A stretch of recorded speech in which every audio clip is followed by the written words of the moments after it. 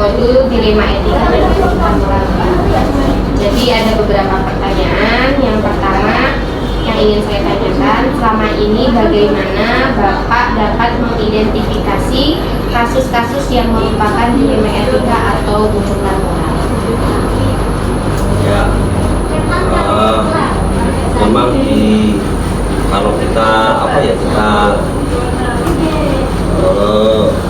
amati beberapa waktu ini, beberapa yang bisa katakan ya bukan kasus lah, beberapa masalah yang muncul bisa dikategorikan itu ada yang sifatnya dilema etik atau tuntutan moral, seperti pembedanya itu indikasi itu etik atau moral itu adalah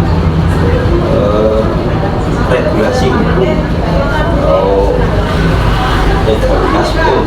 Kalau yang berkaitan dengan hukum itu ketuntutan moral, tapi kalau yang masih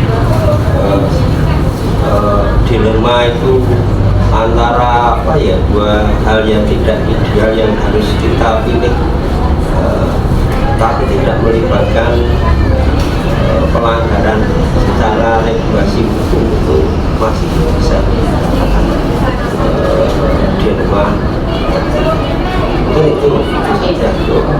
Berarti itu ya Pak, perbedaannya di regulasi hukum.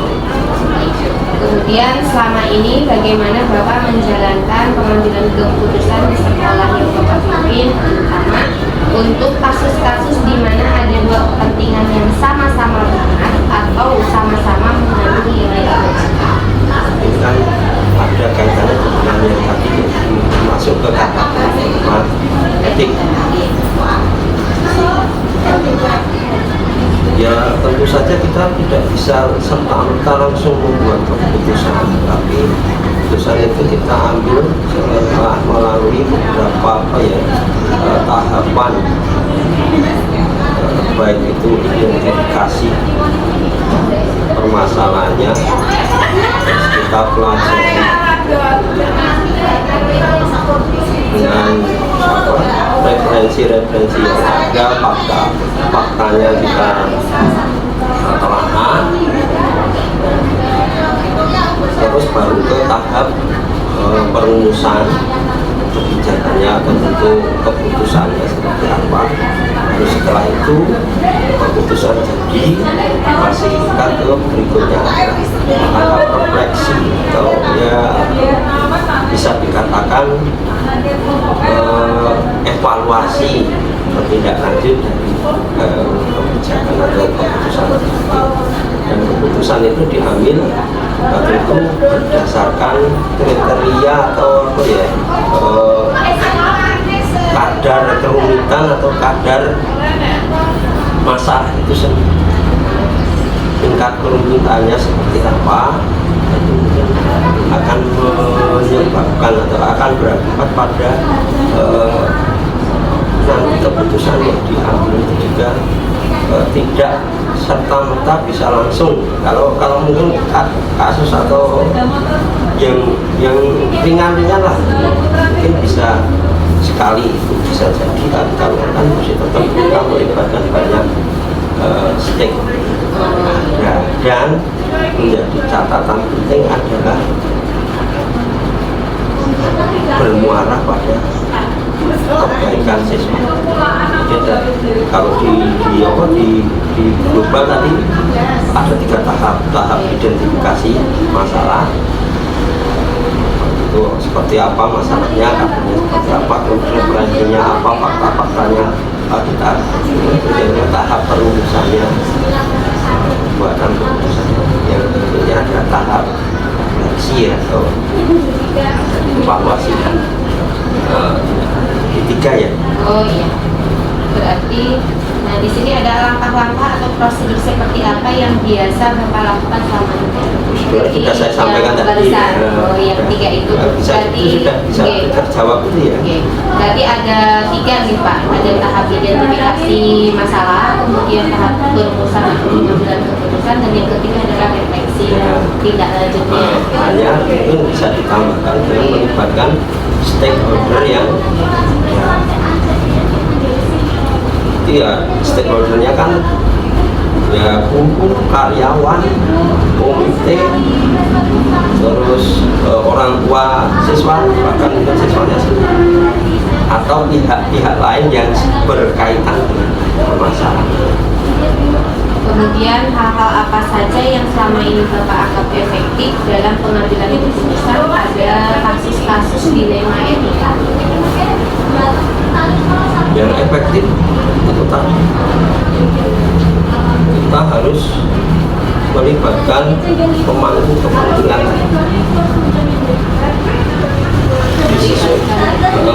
disesuaikan dengan pokok permasalahan. Dengan duduk bersama itu lebih efektif, cepat mengenal pemecahan masalah. Kemudian hal-hal apa saja yang selama ini merupakan tantangan dalam pengambilan keputusan pada kasus-kasus dilema etika? Tantangannya ya kita itu kan mempunyai siswa yang banyak, bisa dikatakan sekolah favorit pilihan. Tentu kita harus mempunyai trik jitu atau mempunyai kiat-kiat tertentu ini supaya permasalahan atau dilema etik itu tidak muncul. Kalau tak muncul, harus secepatnya bisa diatasi sebelum menumpuk ke permasalahan yang lain.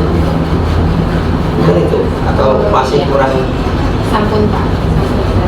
Kemudian apakah Bapak memiliki sebuah tata kala atau jadwal tertentu dalam sebuah pengujian kasus dilema etika? Apakah Bapak langsung menyelesaikan di tempat atau memilih ada sebuah jadwal untuk menyelesaikannya? Kemudian bentuk atau prosedur seperti apa yang biasanya Bapak jalankan?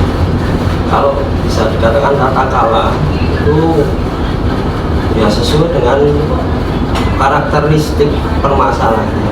Permasalahan itu juga tidak bisa ditata kala, munculnya kan bisa tiba-tiba. Tetapi kalau bisa dikatakan juga ada yang bisa diselesaikan di tempat, ada yang memerlukan atau bisa menggunakan tata kala yang ada. Kalau bisa dikatakan tata kala itu ada, itu adalah kita kan mempunyai jadwal tiap bulan pasti ada rapat sekolah, evaluasi maupun program atau tindak lanjut apa kan kita tiap bulan ada. Itu untuk di awal tahun, akhir tahun mesti ada perumusan program, entah itu RKJM, RKT, RKAS, semua kan di awal itu bisa merupakan, bisa dikatakan utama. Tapi kalau yang kasus tiba-tiba ada, kita selesaikan sesuai dengan karakteristiknya. Tidak ada tata kala. Jadi kalau dikatakan ya ada yang pakai tata kala, ada yang tidak. Berarti sesuai dengan kadar kasusnya ya Pak ya. Kemudian adakah seseorang atau faktor-faktor apa yang selama ini mempermudah atau membantu Bapak dalam pengambilan keputusan dalam kasus-kasus dilema etika? Yang mempermudah tentu saja ini kerjasama dengan pihak sekolah, internal sekolah. Kita mempunyai guru senior, ini membantu saya untuk pengambilan keputusan karena lebih mengenal situasi dan kondisi sekolah ini bahkan dari saya sendiri. Yang berikutnya kan juga kita bisa kita katakan untuk yang muda, ini kan masih energi juga.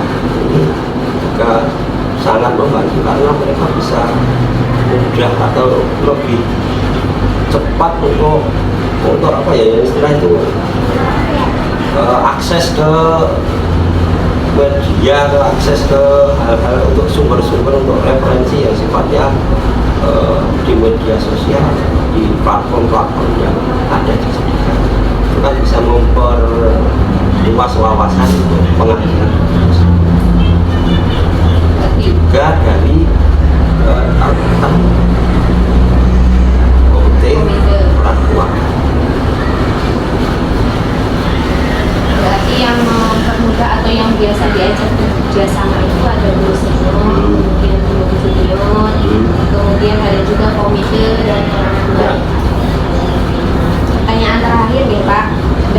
semua hal yang telah disampaikan, pembelajaran apa yang dapat Bapak petik dari pengalaman Bapak selama ini dalam mengambil keputusan di dilema etika?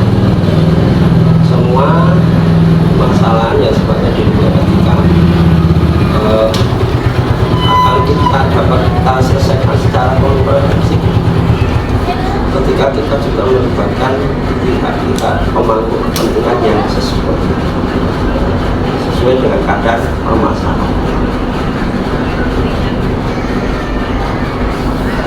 Semakin banyak pemangku kepentingan yang sesuai yang ada di situ kelihatannya keputusan yang kita ambil juga semakin menyeluruh, dan walaupun mungkin semakin banyak orang semakin lama tapi kan hasilnya juga semakin banyak pikiran, banyak hal yang mungkin tidak terpikir oleh satu orang di hasil dua pemikiran bersama yang lebih komprehensif, lebih holistik. Baik Pak, ini sudah selesai pertanyaan yang saya ajukan. Terima kasih Pak untuk waktunya. Insya Allah ini menjadi bahan pembelajaran bagi saya sendiri. Mudah-mudahan Bapak sehat selalu. Amin. Semakin bermanfaat untuk sekolahnya. Dan program CGW ya, Oke. yang aku juga lancar sampai akhir sesuai dengan tahapannya, tercapai tujuannya. Baik Pak, terima kasih ya Pak. Assalamualaikum warahmatullahi wabarakatuh. Waalaikumsalam.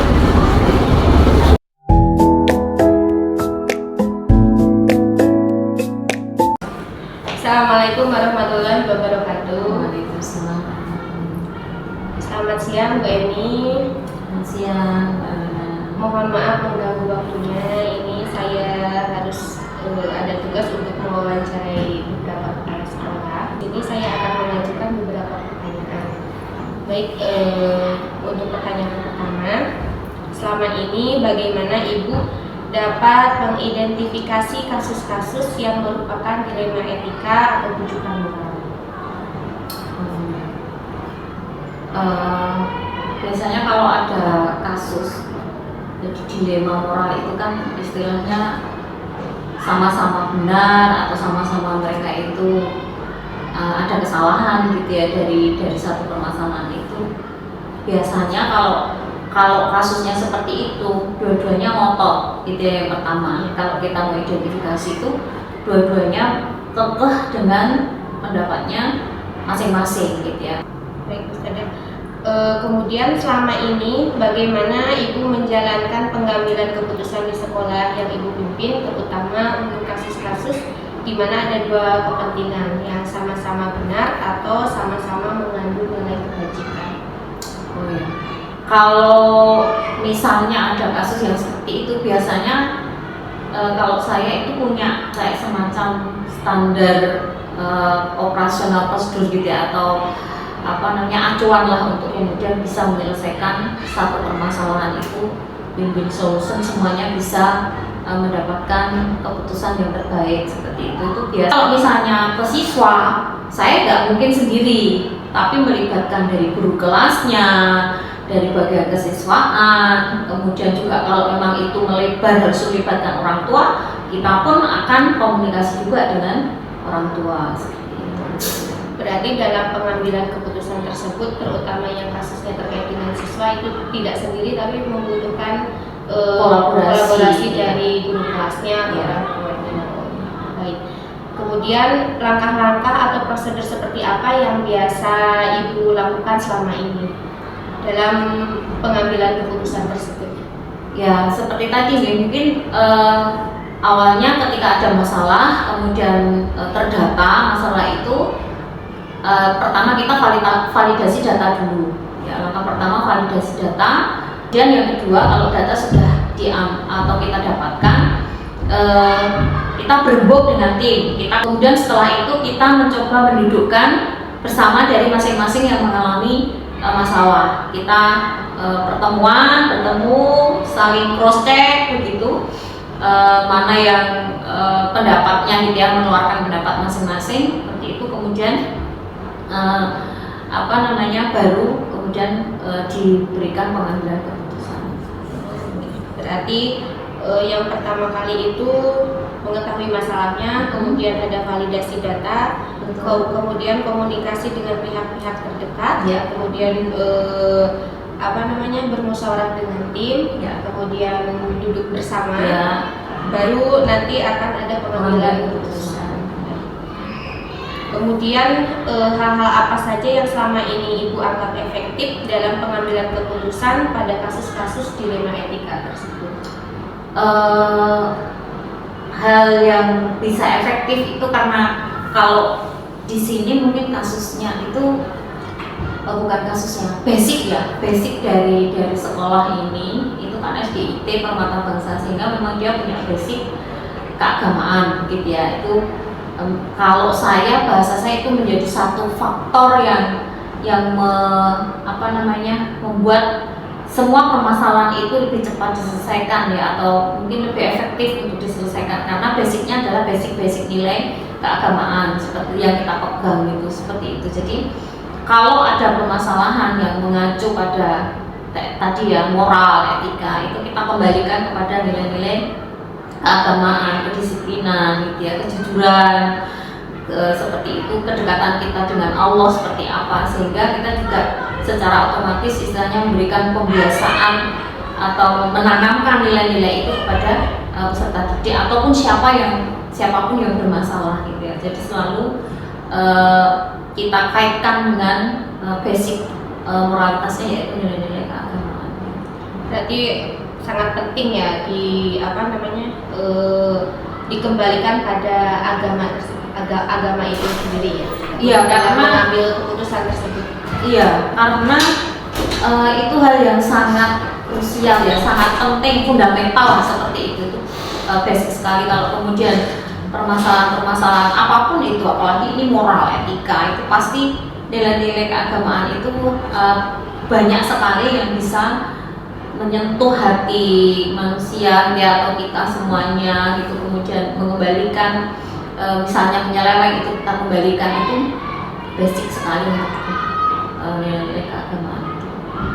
Kemudian hal-hal apa saja yang selama ini merupakan tantangan yang Ibu hadapi dalam pengambilan keputusan pada kasus-kasus dilema etika? Ya, kalau tantangannya banyak ya, kadang karena arogan, masing-masing merasa benar, itu benar-benar satu tantangan untuk kita bisa berkomunikasi itu dengan baik ya, mengkomunikasikan permasalahan antara satu pihak dan yang lain, itu satu tantangan, karena bahasa komunikasi kita itu kan beda.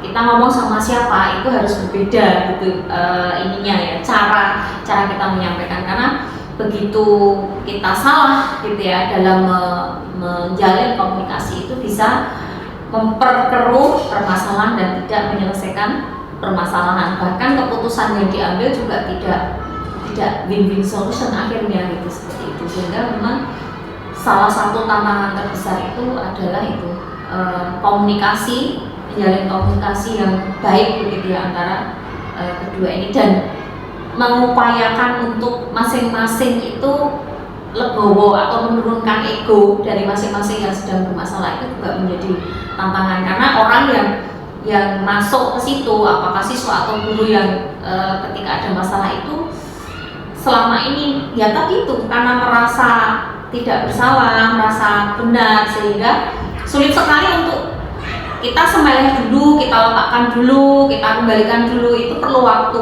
kadang-kadang seperti itu. Jadi kayak perlu cooling down dulu gitu, nah baru kemudian nanti kayak timbul atau muncul kesadaran gitu untuk kemudian ini, oh sebaiknya memang saya mengalah atau bagaimana gitu, sehingga nanti pengambilan keputusan terakhir itu menjadi keputusan yang terbaik gitu semuanya. Berarti tantangan terbesarnya itu rasa arogan Ibu ya? Iya.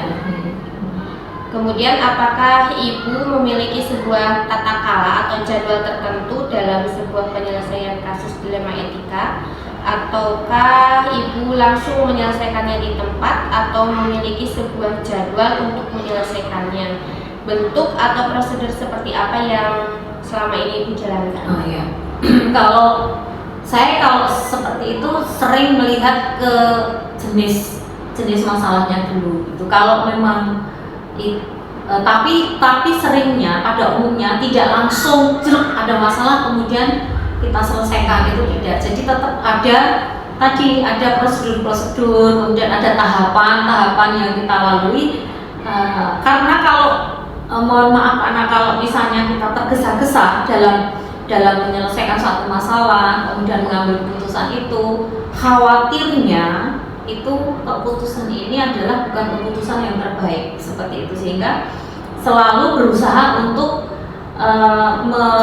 menyusun atau membuat satu strategi tahapan-tahapan tadi sampai kemudian benar-benar clear, baru kita bisa mengambil keputusan, dan harapannya itu yang menjadi keputusan yang terbaik seperti itu. Kalau penjadwalannya misalnya ini harus selesai 1 minggu, itu tidak bisa memprediksi atau menentukan gitu. Tapi yang jelas ada tahapan atau strategi untuk kemudian kita bisa mengambil satu keputusan itu sampai selesai gitu. Kadang ada yang cukup 2 hari, ada yang harus 1 minggu, kadang ada yang sampai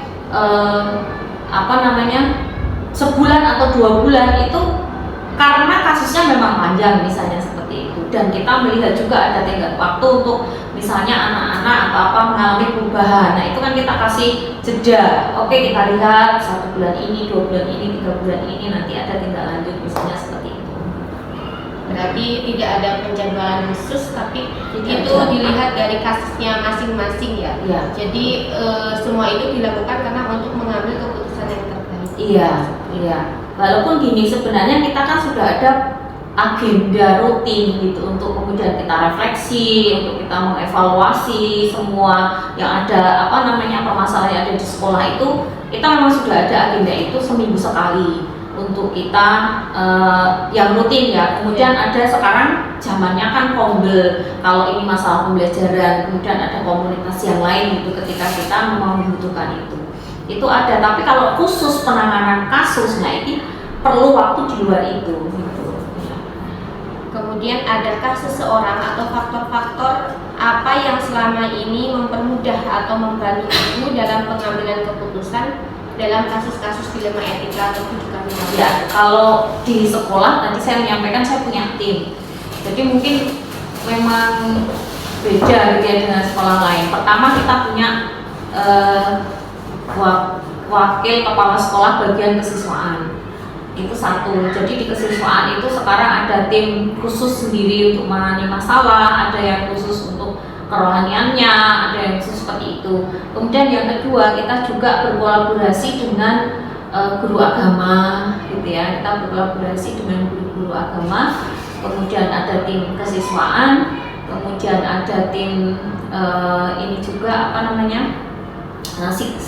sosial emosional ya, psikolognya anak seperti itu kita libatkan. Jadi mereka inilah yang kemudian berkolaborasi dengan kepala sekolah untuk ini menangani kasus-kasus dan mengambil keputusan dalam hal tersebut. Berarti adanya kolaborasi ya. Iya, dari masing-masing wakil kepala sekolah bagian kesiswaan, kemudian guru agama, kemudian yang menangani sosial emosi anaknya itu sendiri. Nah, satu lagi Bu, pertanyaan saya, dari semua hal yang telah Ibu sampaikan tadi, pembelajaran apa yang dapat Ibu petik dari pengalaman selama Ibu jadi kepala sekolah? Tentunya sudah banyak pengalaman bagaimana kita mengambil keputusan. Pelajaran apa yang dapat Ibu petik dari pengalaman tersebut dalam mengambil keputusan? Baik, kalau saya sendiri yang paling dalam gitu ya, paling ini bahwa apapun yang kemudian kita akan putuskan itu sebaiknya menjadi keputusan yang disepakati oleh semuanya gitu ya. Jadi keputusan yang bukan sepihak atau mungkin otoriter gitu, tapi adalah keputusan bersama, keputusan yang itu dicetuskan di dalam forum yang istilahnya diflorkan di forum, dikritiki dikritisi bersama di forum, kasih masukan bersama di forum, dan kemudian endingnya itu menjadi keputusan bersama, menjadi semuanya itu tidak merasa ada yang terbebani gitu. Itu kalau saya yang saya ini kan itu dalam permasalahan apapun, apakah itu program sekolah, permasalahan guru, permasalahan anak, ataupun keputusan apapun, itu kalau kita memutuskan secara bersama-sama, berkolaborasi dengan berbagai pihak, semua pemangku kepentingan dilibatkan, maka yakin bahwa itu akan menghasilkan satu keputusan yang terbaik. Seperti itu. Berarti semua keputusan itu tentunya bermuaranya untuk kepentingan bersama. Iya, Jadi dalam pengambilan keputusan juga ada kolaborasi dari satu sama lainnya untuk menghasilkan keputusan. Baik Bu, terima kasih untuk waktunya. Semoga Ibu sehat selalu dan semakin bermanfaat dalam memimpin sekolah ini. Semoga STIK tetap maju dan terdepan dalam prestasi. Amin. Terima kasih. Monggo Bu, saya pamit dulu. Assalamualaikum warahmatullahi wabarakatuh. Waalaikumsalam warahmatullahi wabarakatuh. Semangat.